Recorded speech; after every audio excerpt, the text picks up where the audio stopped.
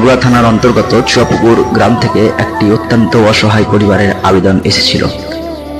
পরিবারটিতে দুজন সদস্য, স্বামী এবং স্ত্রী, দুজনেই বয়সের ভারে আর কোনো প্রকারের কাজ করতে পারেন না এবং মানুষের কাছে সাহায্যও চাইতে পারেন না ইজ্জত ও সম্মানের কারণে। এই পরিবারে বৃদ্ধ মেন কর্মকর্তা আগে রোজগার করতেন নিজেই, কিন্তু এখন বয়স ও অসুস্থতার কারণে সেটিও সম্ভব নয়। বরং তিনার চিকিৎসার খরচ চালাতে তিনার স্ত্রী ভাটায় মাঝে মাঝে রাঁধার কাজ করেন, কিন্তু সেটাও ঠিক মতো করতে পারছেন না। ফলে চিকিৎসা এবং খরচ এবং দৈনন্দিন খাবারের সংকট চরম আকার ধারণ করেছিল। এই কয়েক মাস আগে এই পরিবারটি খাবারের সংকটে পড়েছিল, তখনও মানব কল্যাণ যুব চ্যারিটেবল ফাউন্ডেশন তাদের পাশে দাঁড়িয়েছিল। এবার আবার দীর্ঘ সময় পর একই সংকটে আবার তারা গভীর কষ্টে পড়ে আমাদের আবেদন করেন।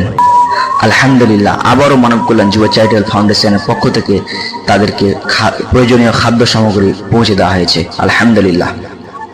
রাসূল সাল্লাল্লাহু আলাইহি সাল্লাম বলেছেন, তোমরা বেশি বেশি ক্ষুধার্তকে খাদ্য দান করো, তাহলে শান্তির সাথে জান্নাতে প্রবেশ করবে। অপর হাদিসে এসেছে, যে ব্যক্তি অনুগ্রহ করে না, আল্লাহ তার প্রতি অনুগ্রহ করেন না। আমরা দোয়া করি আল্লাহ তাআলা এই পরিবারটির কষ্ট সহজ করে দিন এবং আমাদের আরো বেশি বেশি এইসব কাজ করার তৌফিক দিন। আমিন। জাযাকাল্লাহু খাইরান। আসসালামু আলাইকুম ওয়া রাহমাতুল্লাহ।